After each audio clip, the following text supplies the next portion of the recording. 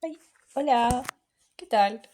Voy a estar leyendo acá hasta donde me dé. La idea igual es tipo la primera parte, pero hasta donde me dé de la vegetariana de Han Kang.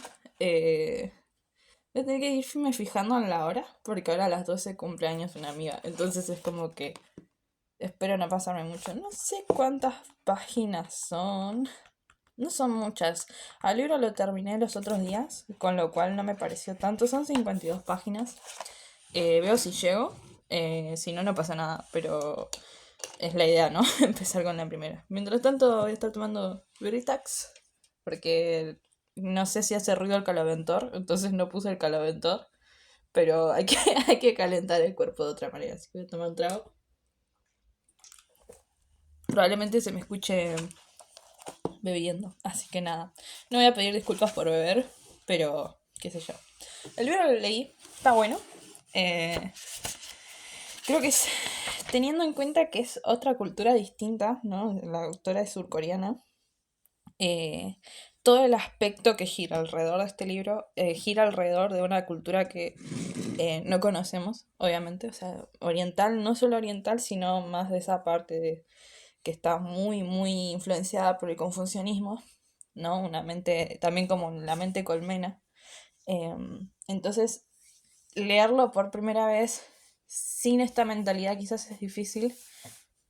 No te impacta tanto, o sea, es premio Nobel la tipa, la autora, pero capaz no sé, somos muy boludos para entenderlo.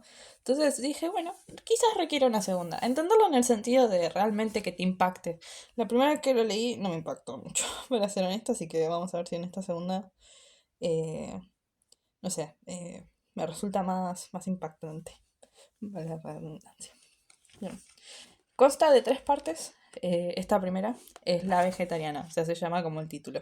Y me encanta el narrador que es el... Ahí va, se van a dar cuenta. Dice, antes de que mi mujer se hiciera vegetariana, nunca pensé que fuera una persona especial.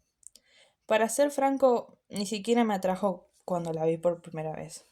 No era ni muy alta ni muy baja, llevaba una melena ni muy larga ni corta, tenía la piel seca y amarillenta, sus ojos eran pequeños, los pómulos algo prominentes, y vestía ropa sin color como si tuviera miedo de verse demasiado personal.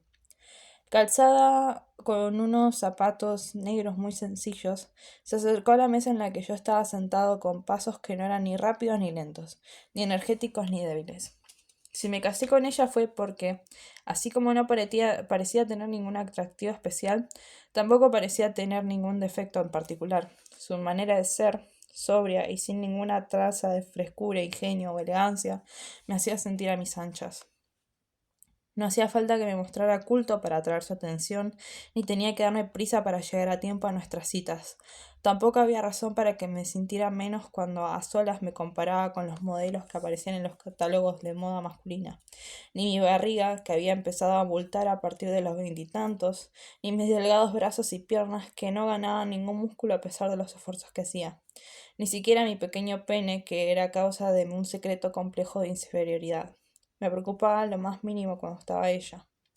Nunca he pretendido más de lo que creo merecer. Cuando era pequeña me las di de bravucón en las calles poniendo al frente a una banda de niños que eran menores que yo.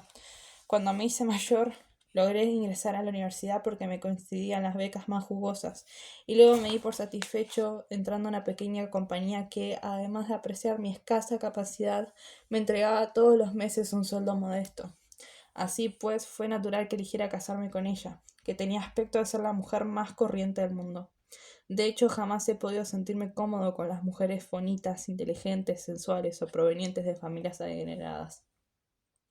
Tal como lo había esperado, mi mujer se ajustó sin problemas al rol de esposa común y corriente que yo deseaba. Todas las mañanas se levantaba a las 6 y me preparaba el desayuno: arroz, sopa y un trozo de pescado. También continuaba haciendo los trabajos temporales que desempeñaba de soltera, lo que constituía una aportación, si bien modesta, a la economía familiar.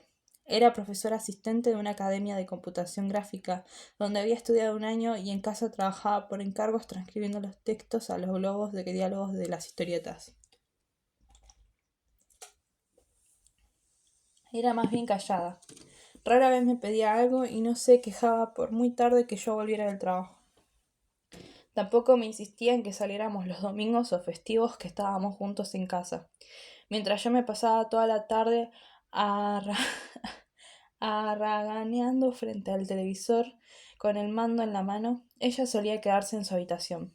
Seguramente trabajaba o leía algún libro, ya que su única ficción era la lectura, pero la mayoría de los libros que cogía parecían tan aburridos que no daban ganas de abrirlos. Cuando se acercaba la hora de cenar, salía del cuarto y se ponía a cocinar en silencio. Para ser sincero, no era nada divertido vivir con alguien así, pero yo estaba agradecido por ello, pues no soportaba a las mujeres que hacían sonar varias veces al día los móviles de su marido, como las esposas de mis compañeros de trabajo y amigos, o a las que los renegaban frecuentemente y terminaban provocando ruidosas peleas matrimoniales. Si había algo que hacía diferente al resto de las mujeres, era que no le gustaba usar sujetador. Durante nuestro corto e insulso noviazgo le puse un día por casualidad la mano sobre la espalda y me excité ligeramente al comprobar que no llevaba sujetador debajo del jersey.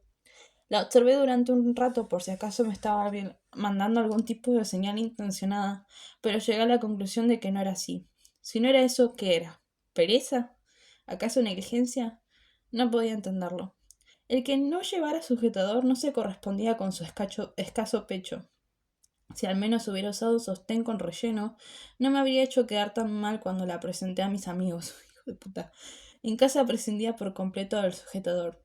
Durante el verano se lo ponía, muy a su pesar, si tenía que salir para que no se le notaran los pezones, pero en menos de un minuto se los desabrochaba.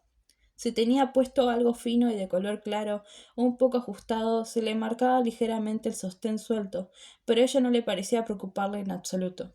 Cuando la critiqué por eso, prefirió ponerse un chaleco encima antes que el sostén, a pesar de que era un día de calor abrasador.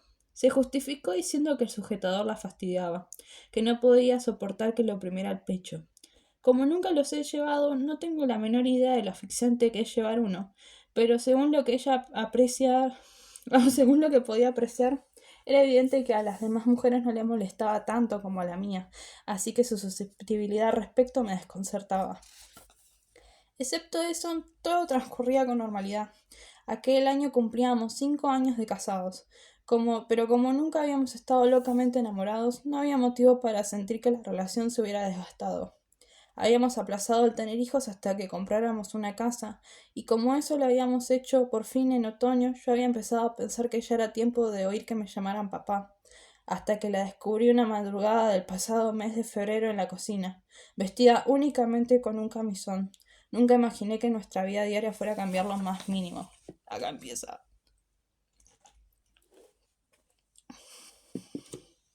¿Qué haces ahí de pie? Le pregunté cuando estaba a punto de encender la luz del baño. Eran más o menos las 4 de la madrugada. Me había despertado con sed y tenía ganas de orinar por la media botella de soju que había tomado en la cena de trabajo. ¿Qué estás haciendo? Volví a preguntar, y la miré con más detenimiento. Un escalofrío me recorrió la espalda e hizo que se me fumasen de golpe el sueño y la embriaguez. Mi mujer estaba de pie delante del frigorífico, completamente inmóvil. Debido a la oscuridad no podía distinguir la expresión de ella de su cara, pero intuí algo sobrecogedor de ella. Su abundante cabello, negro y sin teñir, lucía suelto y desgreñado. Como siempre, el borde de su camisón blanco y largo hasta los tobillos estaba ligeramente enrollado hacia arriba.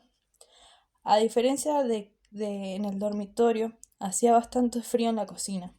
En cualquier situación, mi mujer, que era muy friolera, se había puesto encima una chaqueta de punto y se habría calzado las zapatillas de lana. Sin embargo, quién sabe, no, quién sabe desde cuándo, estaba allí de pie descalza y con el camisón fino de entretiempo, como si no pudiera oír nada. Parecía que en el lugar donde estaba el frigorífico hubiera alguien, quizás un fantasma, que yo no podía ver. ¿Qué le pasaba? ¿Se había convertido en sonámbula o algo así? Me acerqué a ella. Estaba de perfil y como petrificada. ¿Qué te pasa? ¿Qué haces a estas horas de aquí? Volví a preguntar poniéndole la mano en el hombro. Al contrario de lo que esperaba, no se asustó. No era que estuviera absorta pensando en otra cosa, sino que tenía perfecta conciencia de que yo había salido del dormitorio, le había hablado y me había acercado a ella. Simplemente me estaba ignorando. como cuando a veces yo llegaba tarde y no me hacía ningún caso por estar enfrascada en alguna serie de madrugada en la televisión. Pero ¿qué sucedía para enfrascarse a las 4 de la madrugada en la cocina a oscuras frente a la puerta blanca del frigorífico de 400 litros de capacidad? ¿Me oyes? Le miré la cara, que resaltaba en medio de la oscuridad. Tenía unos ojos fríos y centellantes que nunca había visto y mantenía los labios firmemente apretados. He tenido un sueño, respondió por fin con voz fuerte y clara. ¿Un sueño? ¿De qué hablas? ¿No sabes la hora que es? Me dio la espalda y se dirigió con lentitud al dormitorio. Al cruzar el umbral estiró el brazo sin darse la vuelta y cerró silenciosamente la puerta. Me quedé sola en la cocina a oscuras, mirando la puerta que se había tragado su silueta blanca. Entré en el baño y encendí la luz. Estábamos a 10 grados bajo cero desde hace varios días. Me había duchado hace unas horas, así que las zapatillas de plástico salpicadas de agua estaban todavía húmedas. Se podía sentir la gélida soledad de la habitación invernal en el agujero negro del extractor de aire que había sobre la bañera y en los azulejos y las losas de color blanco que cubrían las paredes y el suelo. Cuando entré en la habitación no percibía ningún ruido del lado donde mi mujer dormía acurrucada. Era como si estuviera sola en la habitación. Naturalmente, no era más que una sensación. Cuando aguzé el oído, pude oír su respiración apagada. No parecía la respiración de una persona dormida. Estirando la mano hubiera podido tocar su piel tibia, pero no quise hacerlo. Tampoco tuve ganas de dirigirle la palabra. Acostado y cubierto con el edredón, perdí el sentido de la realidad por un momento y me quedé mirando ausente la luz de la mañana invernal que entraba a través de las cortinas blancas. Cuando moví ligeramente la cabeza y puse mis ojos sobre el reloj de la pared, me levanté disparado como un resorte y salí de la habitación abriendo la puerta de par en par. Mi mujer estaba otra vez en la cocina delante del frigorífico. ¿Estás loca? ¿Por qué no me has despertado? ¿No sabes la hora que es? Interrumpí lo que estaba diciendo al sentir algo mullido y bajo mis pies. No podía creer lo que estaban viendo a mis ojos. Ella estaba en cuclillas, vestida con el mismo camisón y con el pelo despeinado cayéndole a ambos lados de la cara. A su alrededor y sobre el suelo de la cocina había desperdigadas tantas bolsas de plásticos y recipientes herméticos que no dejaba lugar donde poner los pies. Ternera cortada finamente para hacer yabu yabu, panceta de cerdo, 2 jarretes completos de vaca, calamares guardados en bolsas herméticas, anguilas limpias y trozadas que le había mandado recientemente mi suegra del pueblo, corvina semiseca y atada con una cuerda amarilla, empanadillas congeladas todavía sin abrir, y un sinnúmero de paquetes que no sabían qué contenían. Haciendo crujir el plástico, mi mujer estaba metiendo esos bultos uno a uno en una gran bolsa de basura. ¿Qué se supone que estás haciendo? Le grité, perdiendo los estribos. Igual que la noche anterior, ignoró mi presencia y siguió tirando los paquetes de carne en la bolsa. La ternera y el cerdo, el pollo troceado y las anguilas marinas, que debían costar mínimo 200.000 wones. Todo fue a parar a la bolsa de basura. ¿Te has vuelto loca? ¿Por qué estás tirando todo esto? Apartando las bolsas de plástico, me abalancé sobre ella y la agarré de la muñeca.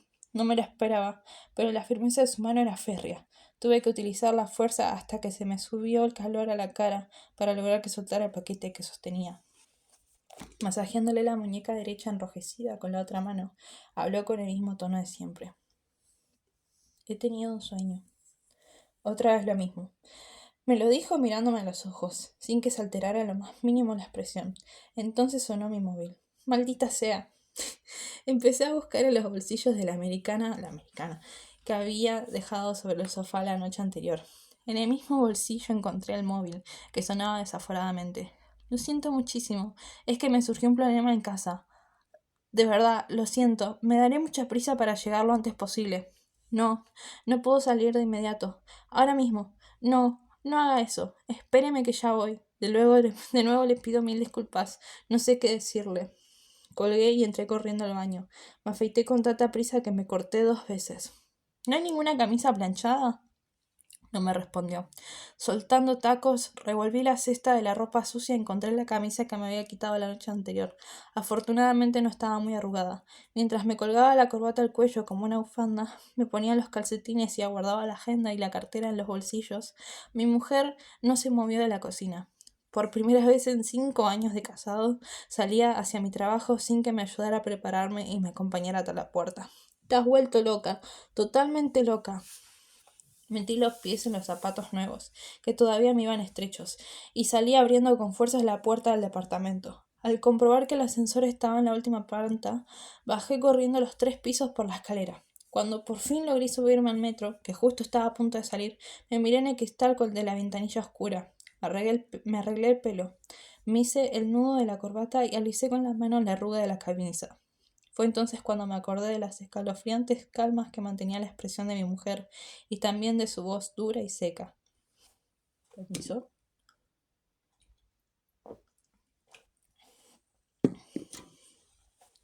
2 veces me había dicho que todo se debía a un sueño que había tenido. Su cara pasó como una ráfaga contra la oscuridad del túnel, al otro lado de la ventanilla del metro en movimiento. Era una cara conocida, como si la viera por primera vez. Pero no había tanto tiempo para pensar en su extraño comportamiento, puesto que solo tenía 30 minutos para inventar una excusa que darle al cliente y repasar el borrador de la propuesta que iba a presentarle. Brevemente me dije para mis adentros que volvería a casa tan temprano como pudiese. Desde que me habían cambiado la sección, hacía meses que no salía del trabajo antes de las 12. Y esta parte está escrita con una letra distinta. Voy a decir cuando está escrito con una letra distinta. Dice, era un bosque oscuro. No había nadie. Tenía la cara y los brazos arañados por abrirme paso entre los árboles de hoja puntiaguda. Creo que estaba en compañía de otras personas, pero parece que me perdí. Hacía frío. Crucé un arroyo congelado y descubrí un edificio iluminado que parecía un granero.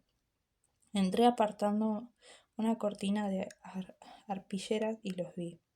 Eran cientos de enormes y rojos bultos de carne que colgaban de unos maderos.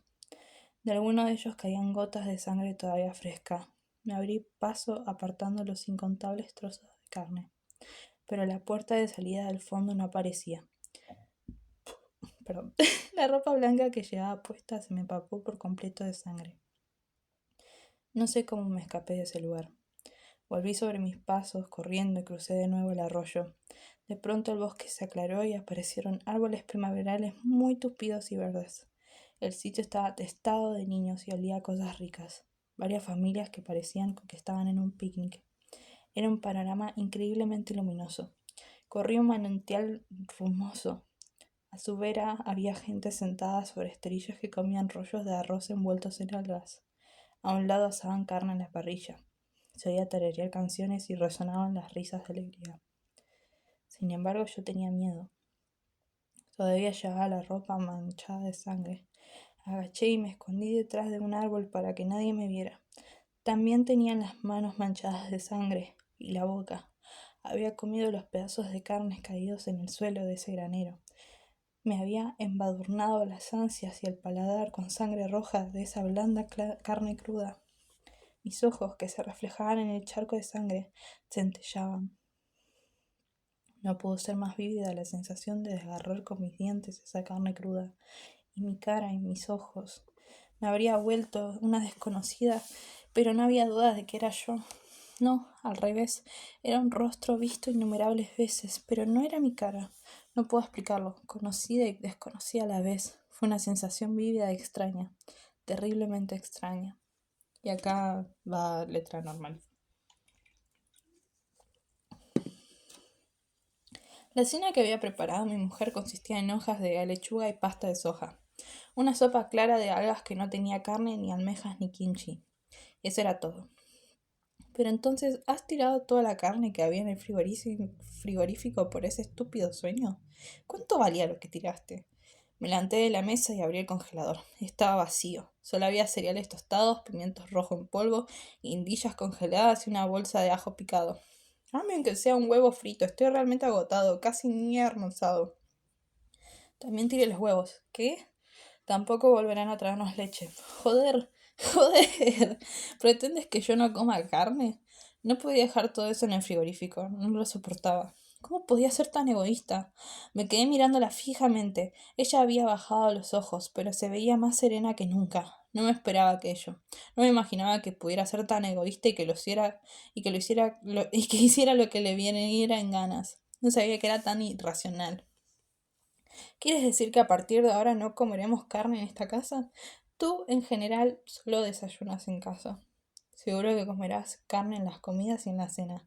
No te morirás por no comer carne por la mañana, respondió, como si su decisión fuera lógica y apropiada. De acuerdo, en mi caso vale, pero tú, ¿no vas a comer carne de ahora en adelante? Ella respondió sintiendo con la cabeza. Ah, sí, ¿hasta cuándo? Hasta cuando sea. No supe qué más decirle. Sabía de haberlo leído y escuchado, pero en esos tiempos estaba de moda el vegetarianismo. La gente se hacía vegetariana para tener una vida más sana, para cambiar su metabolismo y dejar de sufrir alergias y piel atópica, o simplemente para cuidar el medio ambiente. Los monjes budistas se hacían su vida retirada también en vegetarianos, pero lo eran por una buena causa, evitar hacer daño a los seres vivos. ¿A qué venía esa extravagancia de mi mujer? Y que fuera una adolescente caprichosa. No necesitaba trabajar, bajar de peso ni tenía que curarse de ninguna enfermedad, pero había cambiado sus hábitos de alimentación por una simple pesadilla, ni que estuviera poseída por un demonio. ¿Cómo podía ser tan tosuda e ignorar de aquella manera la posición de su marido? Habría podido comprenderla si mi mujer hubiera detestado la carne desde el principio, pero había sido de buen comer desde antes de casarnos. Eso fue algo que me agradó en especial de ella. Sabía dar la vuelta a la costilla de cerdo sobre las brasas con destreza y troceaba sin vacilar la carne, sosteniéndola con pinzas con una mano y cortándola con la otra con una tijera grande. Después de casarnos, los fines de semana me preparaba platos que no estaban nada mal, como panceta de cerdo a la sartén. Ay, me estoy trastabillando mucho. Em, Panceta de cerdo a la sartén, que sabía dulce y aromática después de dejarla marinada con jengibre y jarabe de almidón, o su especialidad, que consistía en cortar carne fina y condimentarla con pimienta, sal horneada en caña de bambú y aceite de sésamo, y que enharinaba con arroz glutinoso en polvo para hacerla en la sartén como si fueran pequeños crepes. También sabía preparar muy bien el arroz con brotes de soja, que hacía dorando los primeros en la sartén, el arroz con aceite de sésamo y carne picada y cociéndolo luego en la olla con brotes de soja encima. Tampoco estaba tan mal el guiso de pollo con grandes trozos de patata. Y una vez me comí 3 raciones de ese guiso con la carne de pollo bien embebida en la salsa sabrosa y picante. Pero, ¿qué era esta cena que me había preparado ese día? Sentada al lado de la silla, se llevaba a la boca cucharadas de sopas de alga, desabridas se mirase como mirase, y engullía el arroz envuelto en hojas de lechuga y masticaba con los carrillos llenos. Yo no sabía nada acerca de esa mujer. Se me ocurrió de repente. ¿No comes? Me preguntó con voz desganada, como la de una anciana que hubiera estado criando 4 hijos. Sin hacerme ningún caso, mientras yo estaba de pie y la miraba fijamente, siguió masticando larga y sonoramente el kimchi que tenía en la boca. Mi mujer no cambió cuando llegó la primavera. Todas las mañanas me daba de comer solo verduras, pero no volví a quejarme. Cuando alguien cambia de modo tan tajante, no hay más remedio que seguirle la corriente. Comenzó a adelgazar. Los pómulos, de por sí protuberantes, se hicieron desagradablemente más marcados. Si no se maquillaba, su piel lucía pálida y demacrada como la de una persona enferma. Si todo el mundo bajara de peso por dejar de comer carne como lo había hecho ella, nadie tendría problemas para adelgazar. Perdón, pero yo sabía que no estaba flaca por comer solo verduras, sino por sus pesadillas. Pero tampoco era eso, puesto que ya casi no dormía. Mi mujer no tenía un carácter muy inquieto. Cuando yo volvía tarde a la casa, la mayoría de las veces ya estaba dormida. Últimamente, sin embargo, aunque regresara pasada la medianoche, me duchara y me metiera en la cama, no se iba a dormir. No era que se quedaba leyendo un libro, chateando en el ordenador o viendo la televisión por cable. Tampoco era posible que trabajara todos los días pasando textos del diálogo a los globos de las historietas. Se metía en la cama pasada las 5 de la madrugada y después de dormir o dormitar apenas una hora se despertaba con un breve quejido. Se sentaba a la mesa del desayuno con el pelo enredado, la piel áspera y los ojos inyectados en sangre, pero no comía un solo bocado. Lo que más me inquietaba era que ya no quería tener sexo. Antes solía acceder a mis deseos sin poner peros, y a veces hasta era ella la que me tocaba primero, pero ahora me rechazaba en silencio, aunque mi mano solo tocara el hombro. ¿Qué te pasa? Estoy cansada. Pero por eso tienes que comer carne, no tienes fuerzas porque no comes. Antes no eras así. Es que... ¿Qué? ¿Hueles? ¿Huelo? ¿A qué? A carne. Tu cuerpo huele a carne. Me reí con una sonora carcajada. ¿No me has visto? Acabo de ducharme. ¿De dónde huelo mal? Cada uno de tus poros, respondió ella, muy sinceramente. A veces se me cruzaba por la cabeza un mal presagio. ¿Y si esto no era más que los síntomas iniciales de una paranoia, un delirio o una autoestima, enfermedades mentales que hasta ahora solo conocía de vidas? Sin embargo, mi mujer no parecía estar loca. Como siempre hablaba poco y mantenía la casa bien ordenada. Los fines de semana se hacía 2 platos de hierbas o verduras y también preparaba chop suey con setas en lugar de carne. Si consideraba que estaba de moda ser vegetariano, no había nada de extraño. Lo único malo era que no podía dormir y que me respondía con un he tenido un sueño cuando le preguntaba qué le pasaba. Parecía como si algo la persiguiera. Yo no preguntaba nunca sobre el contenido de sus sueños. No tenía ganas de volver a oír nada sobre el granero en el bosque oscuro y su cara reflejada en los charcos de sangre. Sumergida en esas pesadillas y ese sufrimiento que yo desconocía y que no podía ni quería conocer, fue perdiendo más y más peso. Adelgazó como una bailarina de ballet y finalmente se quedó en los huesos como una persona enferma. Cada vez que me asaltaba el mal presentimiento me decía que mis suegros, que tenían un aserradero y un kiosco de una pequeña ciudad del interior, mis cuñados y sus cónyuges, todas buenas personas, parecían estar lejos de tener genes que provocaran desviaciones mentales. Cada vez que pensaba en la familia de mi mujer, inmediatamente lo asociaba con el humo y el olor a ajo quemado. Las copas iban y venían, y la carne se cocía en el asador mientras las mujeres charlaban animadamente en la cocina. Todos, y en especial mi suegro, eran amantes de la carne. Mi suegra sabía cortar en láminas delgadas el pescado vivo para hacer sashimi, y mi cuñada y mi esposa eran mujeres que sabían trocear un pollo con cuchillos grandes y rectangulares de carnicería.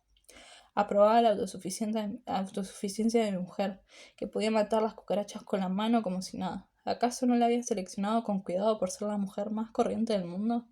Aunque su estado fuese de verdad muy penoso, ni siquiera me planteaba consultar a un especialista o buscar un tratamiento. Si bien en el pasado solía decir que una enfermedad no era un defecto, era porque les afectaba a los demás y no a mí. La verdad es que me costaba tolerar situaciones extrañas. Y ahí empieza un sueño, pero lo voy a dejar acá porque estoy muy gaseosa. Creo que no fue buena idea tomar birra. Pero estoy en la página 23. También porque siento que mi celular no aguanta mucho los videos grandes. Entonces me da miedo pasarme y que al final haya sido medio el pedo. Así que voy a subir este. Y sí, porque estoy en la mitad. Así que leeré la otra mitad y después ya serían las otras 2 mitades del libro. O sea, acabo de leer, espero que un sexto, porque creo que las otras mitades también son más o menos de la misma extensión, así que seguramente haga lo mismo. Así que nada, voy a ver si esto salió bien. Chao.